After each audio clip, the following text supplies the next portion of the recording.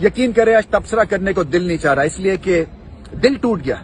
इस टीम को बैक कर करके थक गए और एक्सपेक्टेशंस यही थी कि ब्रिस्बेन के बाद ये खड़े हो जाएंगे, क्योंकि वहां पे बल्ले के साथ आखिरी इनिंग्स में फाइट दिखी थी और वो फाइट जो थी वो दिखनी चाहिए थी। इस ऑल इंपॉर्टेंट में मेक और ब्रेक मैच था पाकिस्तान के लिए, मगर बाउंसर से भाग गई ये टीम।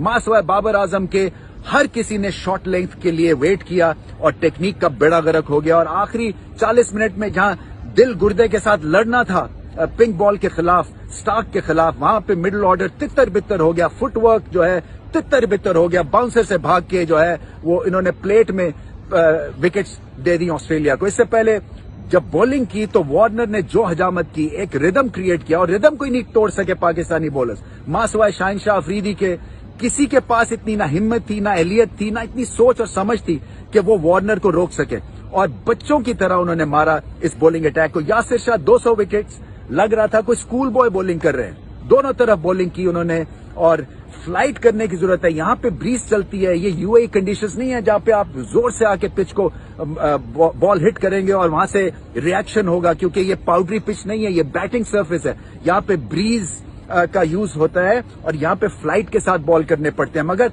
उनको आदत ही नहीं है फ्लाइट के साथ, क्योंकि एक जगह फ्लाइट के साथ बॉल नहीं कर सकते, कंट्रोल ही नहीं है। शाहिनशाह अफरीदी की खैर हो, उन्होंने थोड़ी सी इज्जत बचा ली, इसी तरह से बाबर आजम ने बल्ले के साथ इज्जत बचा ली। अदरवाइज इस टीम का कोई हाल नहीं है।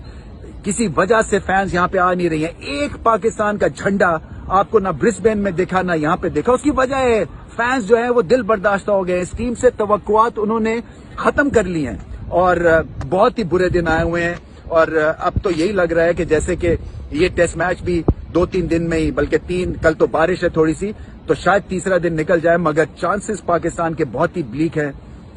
अपने आप को ठीक करना पड़ेगा, कोचिंग स्टाफ को ठीक सिलेक्शन करनी है, ठीक टैलेंट को बैक करना है, उसके बाद क्रिकेट की एनवायरनमेंट क्रिएट करनी है, उसके बाद बॉलिंग जो है इनको समझानी है। नए लड़के तो सिलेक्ट कर लिए और एक्सपेक्टेड यही था। मेरा पहला तबसरा आप पढ़ लें जब टीम सिलेक्ट हुई थी,